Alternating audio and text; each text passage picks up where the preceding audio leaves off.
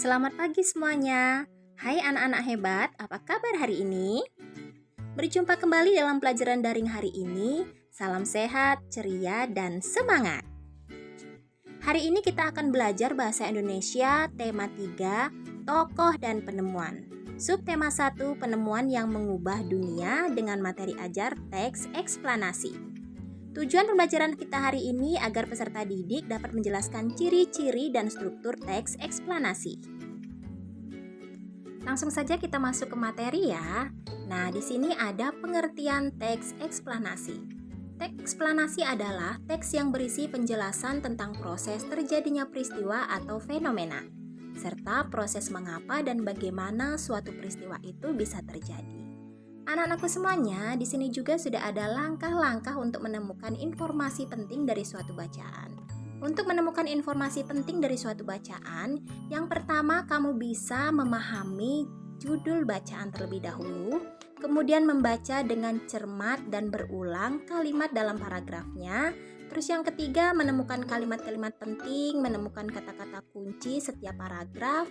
Dan yang keempat, merangkumnya menjadi kalimat efektif.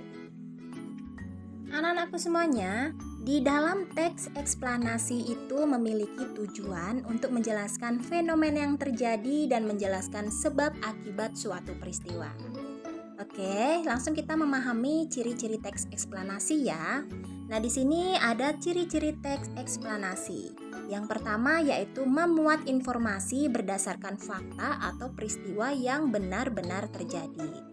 Yang kedua, memuat ilmu pengetahuan, dan yang ketiga mempengaruhi pembaca. Nah, di bawahnya selanjutnya ada struktur teks eksplanasi. Jadi, struktur teks eksplanasi ini dibagi menjadi 3 bagian.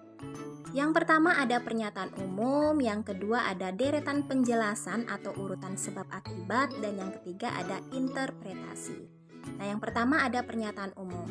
Pernyataan umum itu berisi tentang apa sih? Ya, pada bagian ini dia menjelaskan tentang gambaran umum fenomena atau peristiwa yang akan dibahas. Selanjutnya yang deretan penjelasan itu pada bagian ini berisi tentang penyebab dan akibat yang ditimbulkan dari peristiwa tersebut. Selanjutnya, interpretasi itu berisi tentang kesimpulan dari teks bacaan tersebut. Selanjutnya, kita lihat contoh teks eksplanasi.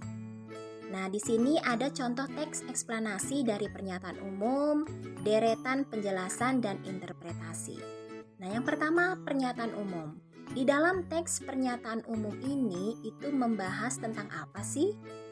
Nah, di dalam pernyataan umum ini dia membahas tentang penjelasan transmisi dan distribusi.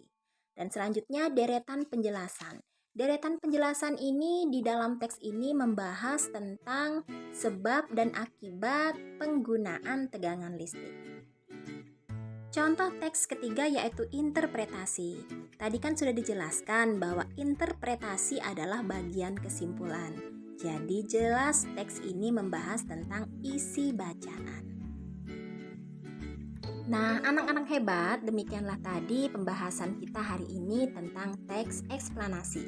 Semoga kalian semua bisa memahami materi kita hari ini. Dan Ibu akhiri, selamat pagi dan terima kasih.